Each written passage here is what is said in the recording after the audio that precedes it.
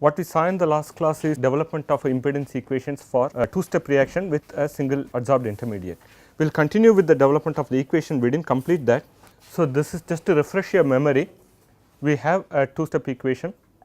The first step is an electron transfer reaction. Second step is dissolution, movement of the atom from the surface to the solution. And we have written the mass balance equations. So, for the adsorbed intermediate, what forms this intermediate? That is the positive sign K1 1 minus theta. The second step removes this intermediate. Whenever you propose a mechanism, we say okay, this may be the reaction actually happening. We propose a reaction mechanism. Then for each intermediate, in this case there is only one intermediate. Each intermediate you have to write the mass balance equation. For the overall reaction, you should write the charge balance equation. Faraday current is given by the first step. There is nothing coming from the second step. For each step, if you have n number of steps, for each step you have to look and see whether electron is involved in it. If it involves an electron transfer, then whenever electron is generated, you can use a convention, say it is positive, and when it is consumed it is negative.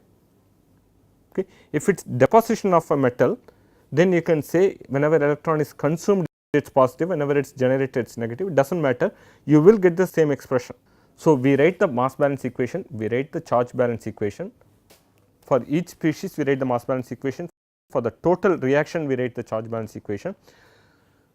If you have multiple species, you will get multiple equations for the mass balance term. Instead of writing theta, you might write it as theta 1, theta 2 for each intermediate. Okay. Here we have only one adsorbed intermediate, the remaining is vacant site. So, we call it as theta for the intermediate, 1 minus theta for the vacant site. If I have 2, 3 intermediates, I would write theta 1, theta 2, maybe theta 3.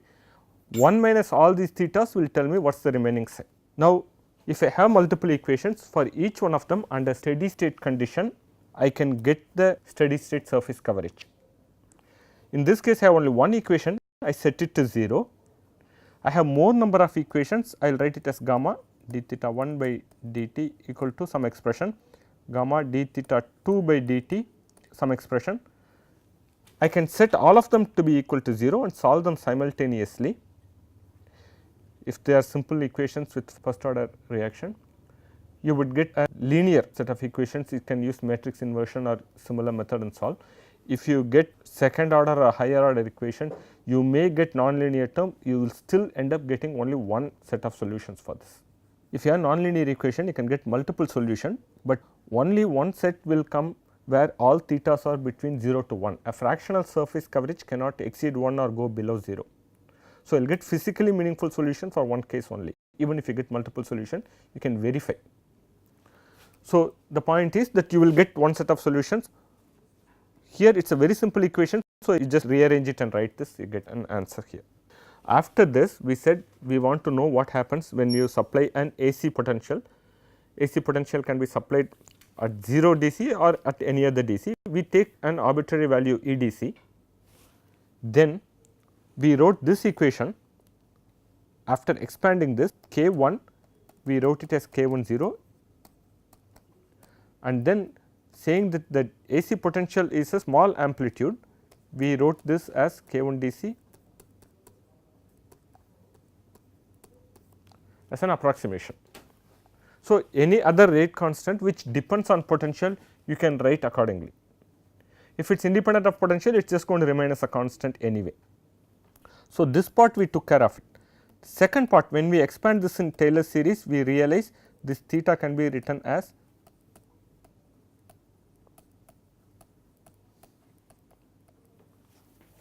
first derivative, and then we neglect the remaining terms. In order to find this, we need to use mass balance equation.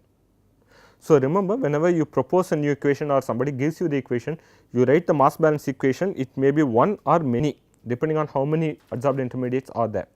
You write the charge balance equation, it gives you one equation. We want to expand this in Taylor series and then truncate it after the first term, linearization. K values, rate constant values can be linearized without much difficulty. Theta values have to be expanded in this, and in order to solve these theta values, in this case one theta value we have to solve in terms of the d theta by dE, we want to get this, we have to expand in linear is, if you have multiple equations, you will have to do that for all of them and solve them simultaneously. Just like steady state value, we set it to 0 and solve, we get steady state value. Okay. So, here we saw this left hand side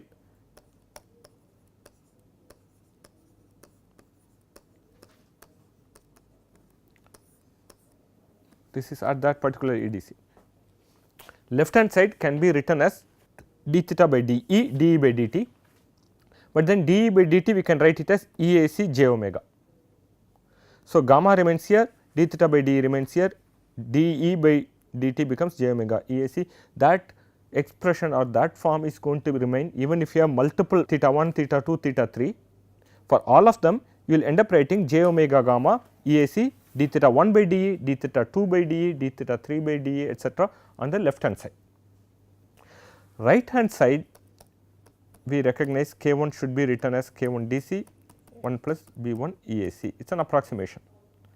And then 1 minus theta, we write it as theta steady state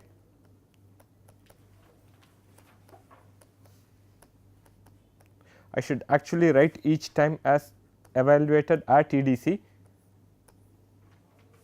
I am just going to write like this now, but you have to remember it has to be evaluated at EDC. First k 1 1 minus theta I can write like this. I can write this as k 1 dC 1 into 1 minus theta, here theta SS 1 into 1 minus theta SS 1 into 1 multiplied by this term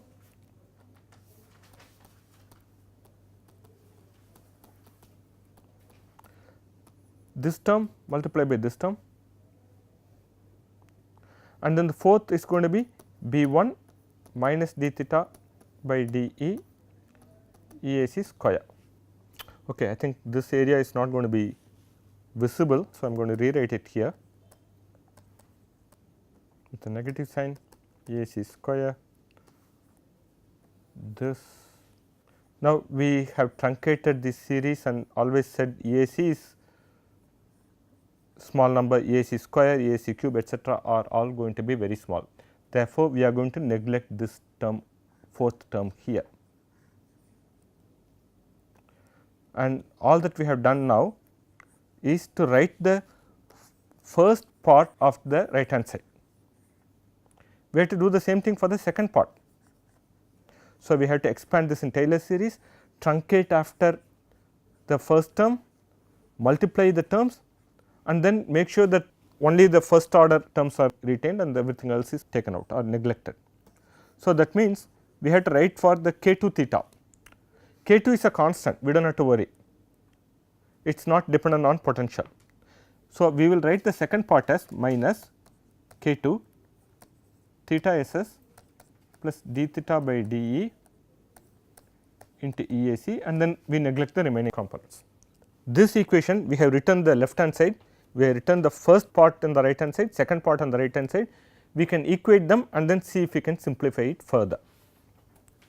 So, left hand side I have written like this, right hand side I am going to say k 1 dC 1 minus theta SS, I am going to look at this, I am going to take this minus k 2 theta SS.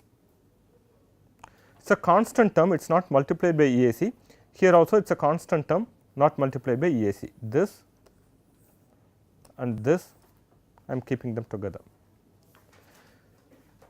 Everything multiplied by EAC, right, I am going to write them together. This is going to be k 1 d theta by dE. So, it is going to be k 1 dC d theta by dE with a negative sign, because this is positive, this is negative here.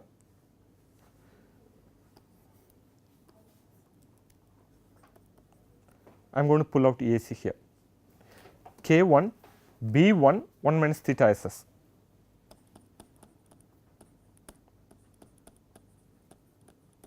So, k 1 here multiplying the B 1 1 minus theta SS EAC, EAC is taken out here, does it make sense? Third, minus k 2 d theta by dE into EAC. Now, left hand side you see it depends on EAC, right hand side has a constant plus EAC. This is not going to work unless this is set to 0, and of course, you do not have to set to 0, it automatically goes to 0. See, if I double EAC, the right hand side should also double, and that means the constant term has to be 0, and in this case we know theta SS is defined as K1 dC by K1 dC plus K2, which actually comes from this equation. Under steady state condition, when I say K1 dC theta SS, I know K1 dC 1 minus theta SS is going to be equal to K2 theta. So, when you expand this in Taylor series, truncate after the first term, do all the algebra, multiply them, throw away all the EAC square and higher order terms, you will get a constant term, constant meaning not dependent on EAC, and group of terms which depend on EAC. Those constant terms will go to 0. That is essentially, if I expand this in Taylor series and chop off everything including EAC, then it should go to 0, because on the left hand side if EAC is 0, left hand side will go to 0. So, this will go towards 0, which means I can divide by EAC on both sides. As long as EAC is small, our assumption that this can be linear is valid, and as long as EAC is small, I will get an equation which says j omega gamma d theta by dE. On the right hand side, it has to be these terms here, 1, 2, 3 terms here. On the right hand side, we have 3 terms, one of it does not contain d theta by dE, other terms contain d theta by dE. We can bring them to the left side, rearrange, and we can write an expression for d theta by dE evaluated at EDC. I would like you to try that. So, again if you see, this needs little patience, but it is not very complicated. In terms of the depth of mathematical knowledge you need, it is not that difficult. You need to expand each term. For one equation you get this, when you get many equations you can still solve them and get solution. Especially if they are linear, you will definitely get a solution. You can write expression.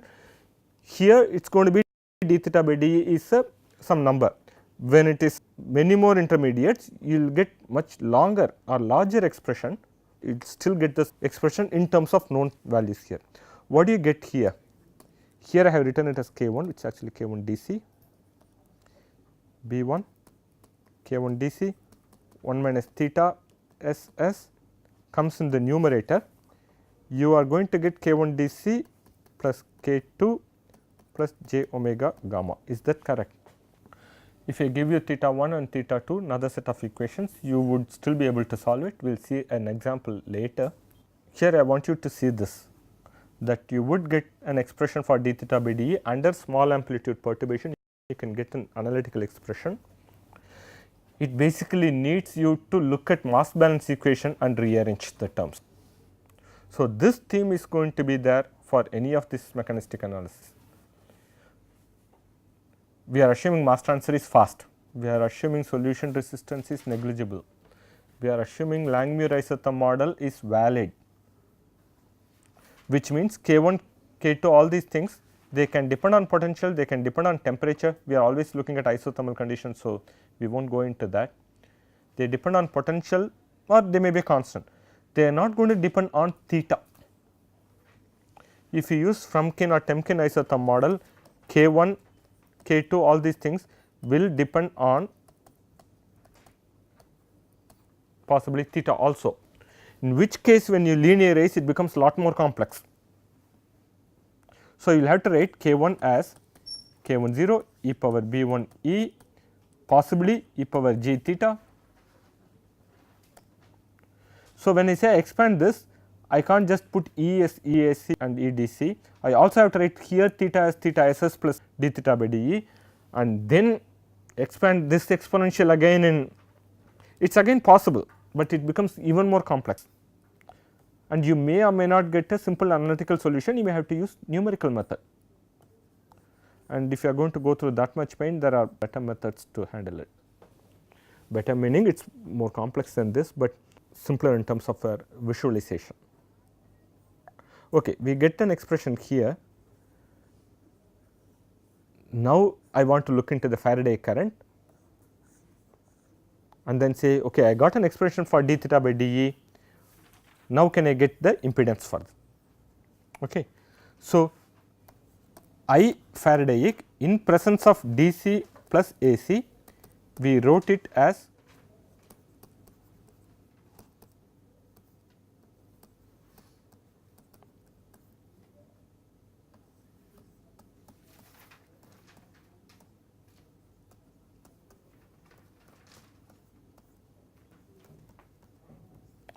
this is how we wrote it, and at that time we got stuck saying that we do not know how to write the d theta by dE.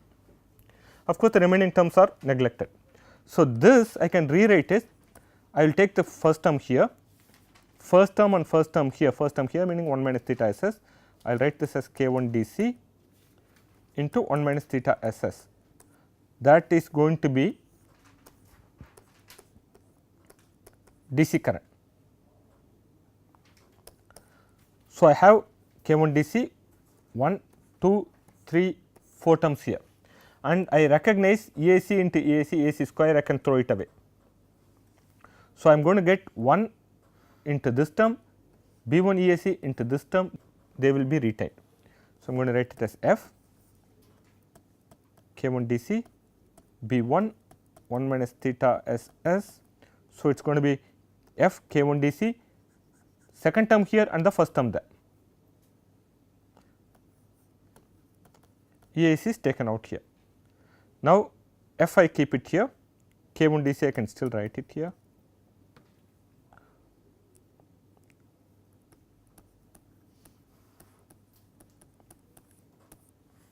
I can write it as minus here, it does not matter.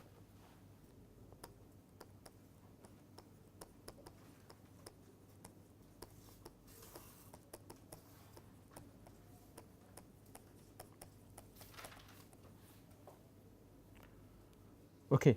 Now, I want to write IF as IF DC plus IF AC. So, I will write IF AC is going to be F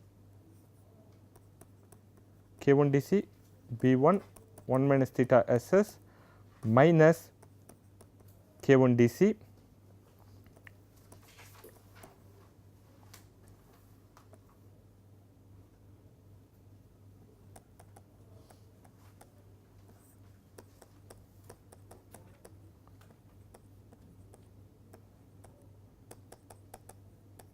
Is that correct?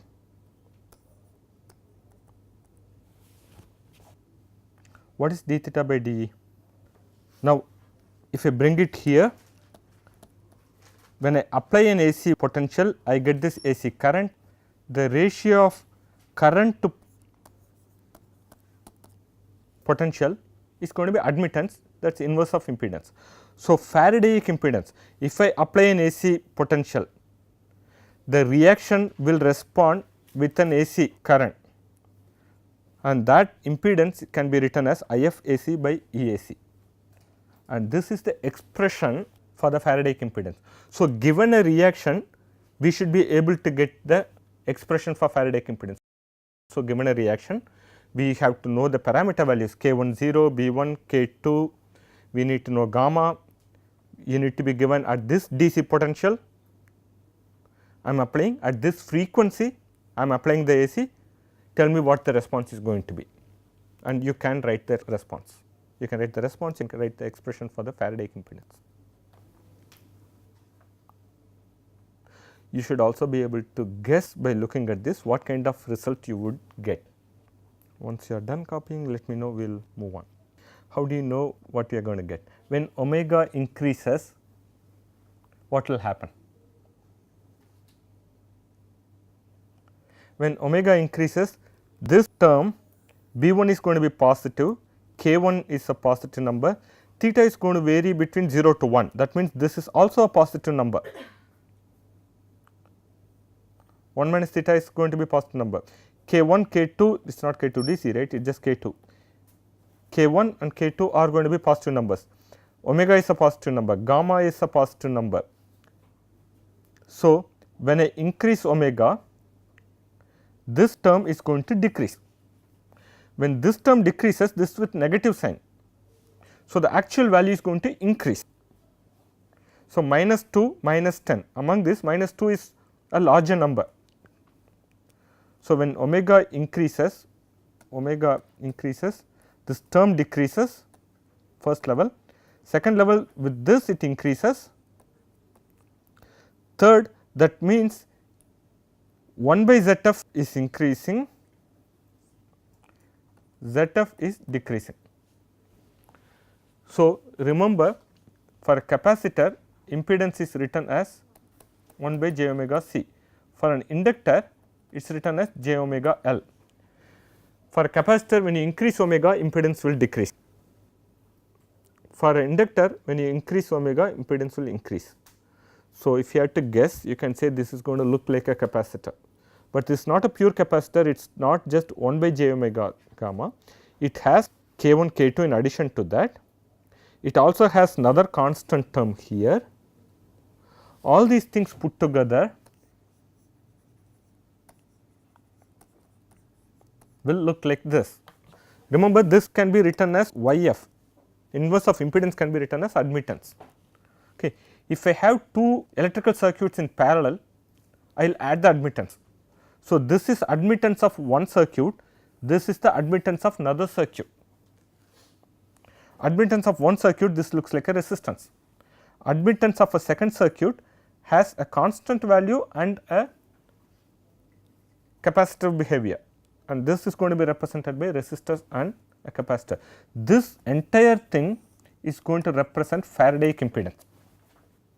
Now, here you can look at this and say it is going to increase, decrease, etc. If I have more complex expression here, you will come with a condition saying if this term is more than this term, then it will increase. If this term is less than this term, it is going to decrease.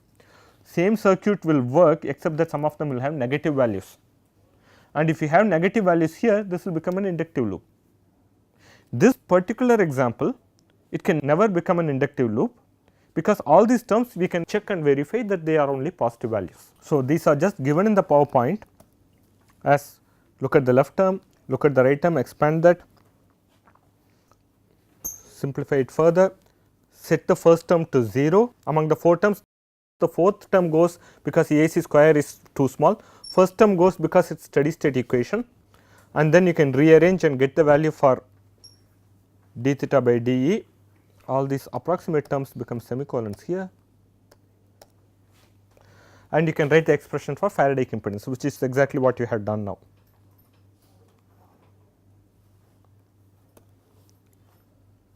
Now, because k1 1 minus theta under steady state condition is equal to k2 theta, you can write the same expression in different ways, it is all equivalent anyway.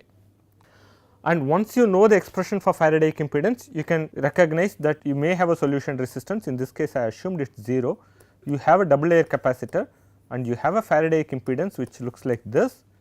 I can add admittance of the capacitor, admittance of the Faradaic impedance, and I would get at different DC values for a given set of parameters, realistic values of parameters,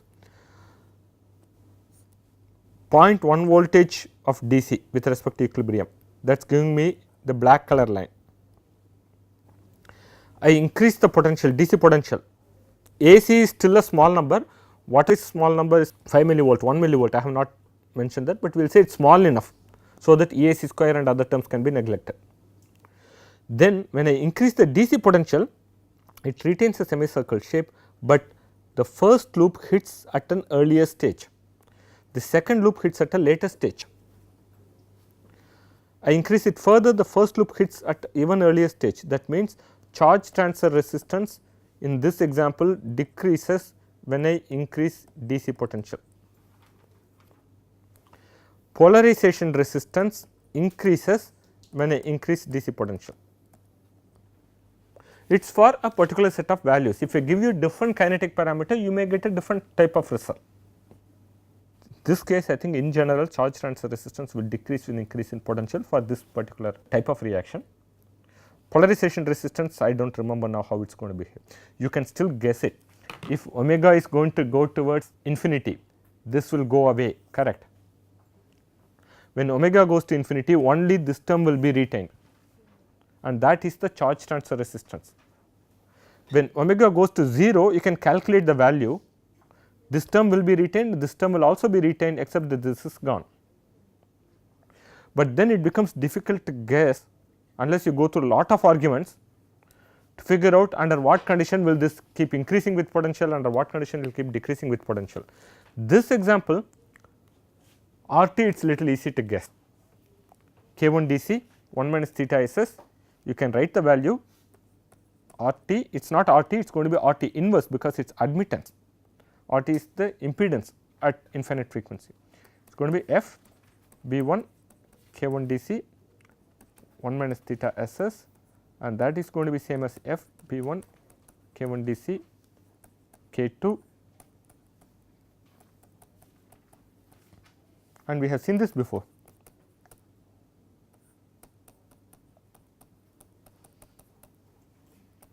K2 is a constant. As I keep increasing voltage, K1 will keep increasing, this term will keep decreasing, this term will keep increasing, maybe little by little.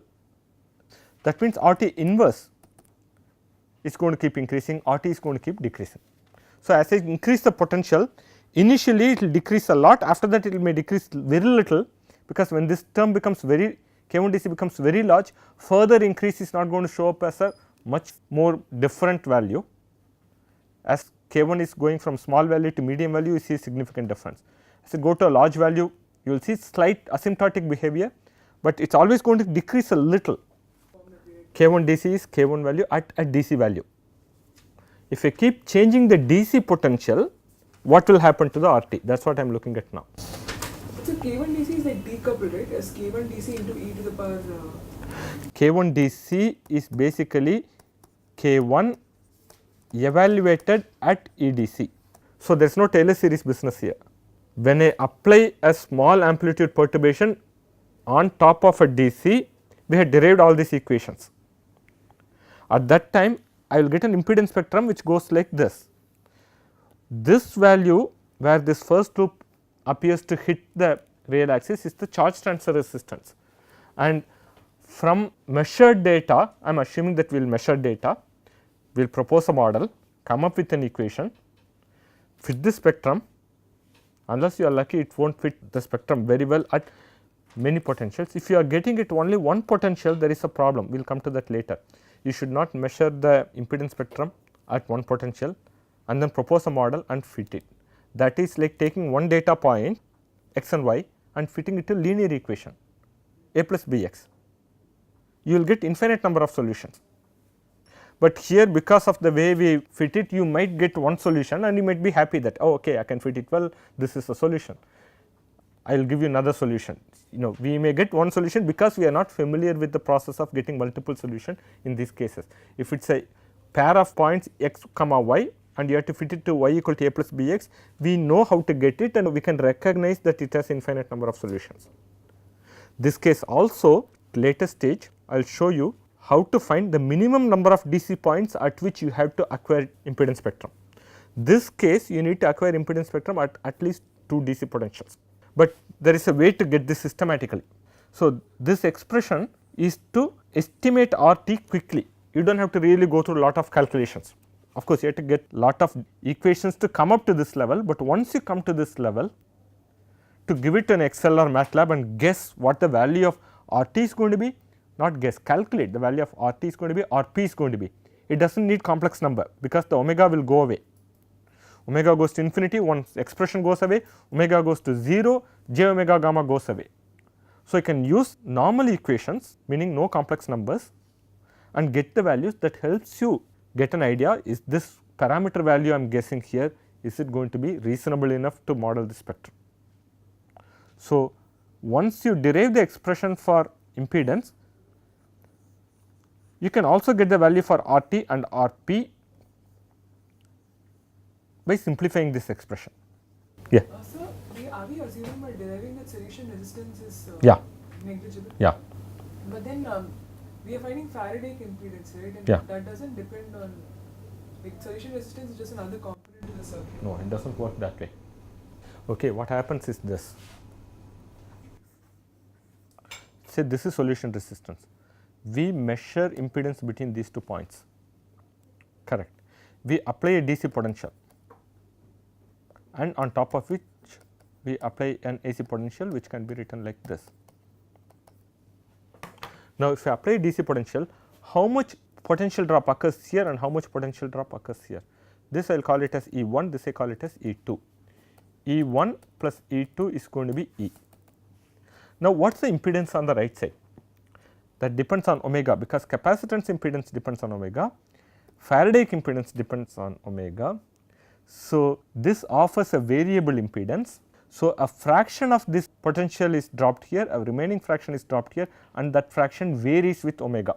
Just like EDC is divided into 2, EAC is also divided into 2, E1 AC and E2 AC. So, EAC that falls here is variable, EDC that falls there is variable. So, I am not evaluating all these across the interface. The Faraday reaction is not seeing same EDC at all times, each point it sees different EDC. So, the spectrum will get distorted, but it is such a pain to actually solve it. We know how to solve it, but you can't derive an expression like this. Here once you derive the expression, we may take, if you are not familiar, you will take 2 hours to solve this. If you are familiar, you will solve it this 10 minutes. Write the MATLAB code. Once you return the MATLAB code, you click, say at these frequencies I want the impedance spectrum. Within a minute you will get all the impedance values, you can get the plots without any problem. If you want to take the solution resistance into account and do it properly, okay, it will take probably 30 minutes to get one spectrum. And if I want optimization, that means I have real data, I want to try various parameters and see which one will fit it. Normally the program will take one parameter, fit it, it will not match, it will change it, see whether the error is becoming worse or better, and then it will decide which direction to go, how much to go, etc. It takes 30 minutes, sometimes few hours to get for one set of parameter. You can't realistically or practically do optimization there. So, although we know that it is not correct to do that, many times we end up taking the solution resistance out of this, take the real data, take the solution resistance out, model the remaining system with this method, and at the end say if I add the solution resistance, the spectrum I get, the spectrum I generated assuming solution resistance is negligible, plus this solution resistance will match with the actual spectrum to some level. So, there are many approximations we use. One of them is that EAC is very small, and sometimes EAC that we apply may or may not be very small, right. If a noise level is high, you end up applying a little larger EAC, and yet we still do this because the actual procedure is lot harder, but even this approximation helps us get a very good feel about what happens in the system. See, if I give you data and if you can get a set of kinetic parameters which can generate the same spectrum, you can say this is likely to be the reaction that happens there. If you change a catalyst, you want to know which is a slower reaction. This kinetic parameter will gives you an idea. You get the K1 0, K2 with various DC potential. This is what happens. K1 value increases up to this level, it is still smaller than K2 or larger than K2. If you want to increase the overall reaction, I should do this, versus you get a circuit, okay, this fits well, then what, right. So, it gives you better physical insight. If I get loops like this, I can tell I need at least one adsorbed intermediate to model this reaction. I cannot get this loop like this from the reaction of ferro going to ferri in one step with no intermediates. That will give me only this loop. If at all I get the second loop there, it is because of mass transfer limitation, and of course, here we are not taking mass transfer into consideration. So, if I say I rotate the electrode fast, I rotate the electrode slow, both cases I get the same spectrum, which means mass transfer is not playing a role. Which case if you get two loops like this, for sure it can't be modeled by a simple reaction. It has to have this, it may need more points, more intermediates, but it will definitely need at least one. Okay, it is like this. Imagine you got data points x comma y. You plot it, it looks like this. You are going to say y equal to constant is the model. Okay. You plot it, it varies. You can tell for sure this cannot model this data. Of course, if it looks little noisy, I am assuming that you are having noise free data. Okay. You have to say I need at least 2 parameters to model this. Okay. You have some data, you can try modeling with this. If the residues, remaining values, residuals look systematic, you can say I need one more, at least one more, try that out. Okay. Likewise, here you can look at the number of loops that are visible. It is possible that we take data up to some frequency, this is taken up to some frequency. Okay. You take data up to some frequency, at one EDC you get like this, one semicircle. Another EDC you get like this, another EDC you get like this. You have to say as long as it is coming from the same reaction, same system, it needs minimum one intermediate species.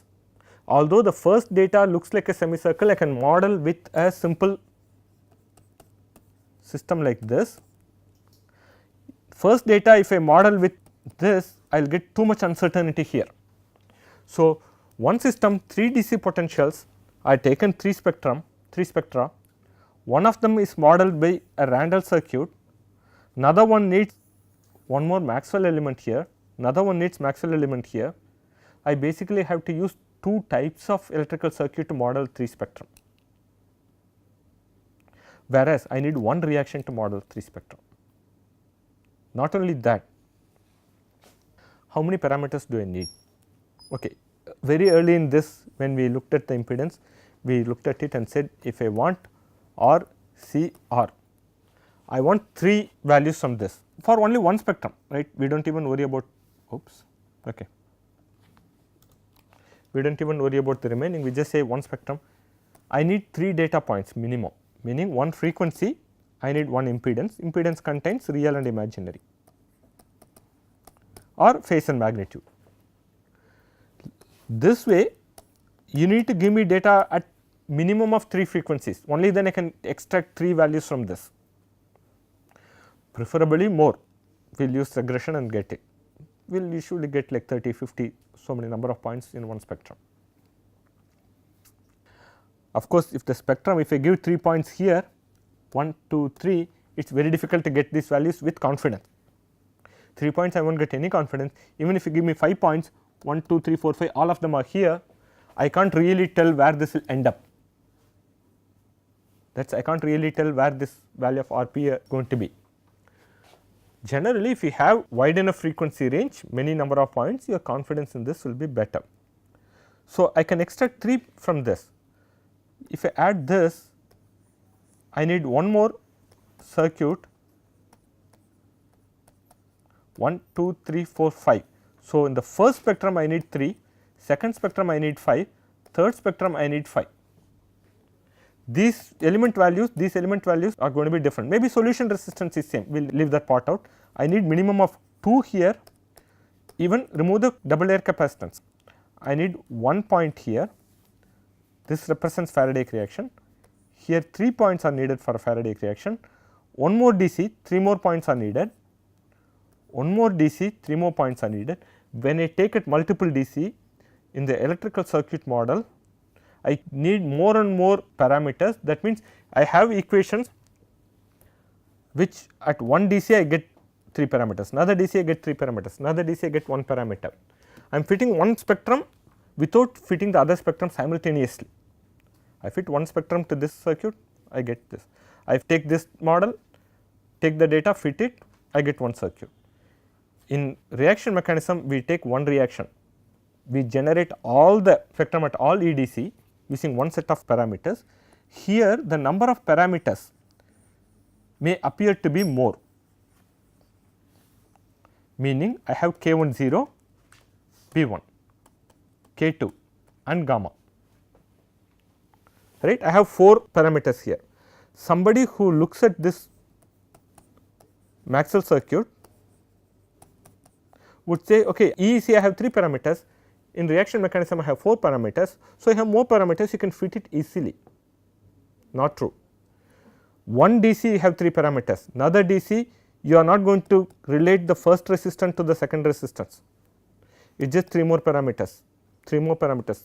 Whenever you keep adding more and more DC potential or DC current in case of galvanostatic method, you are actually using more and more of parameters here in the electrical equivalent circuit. Kinetics, you may start with certain number of parameters, you are not going to increase the number of parameters for that reaction.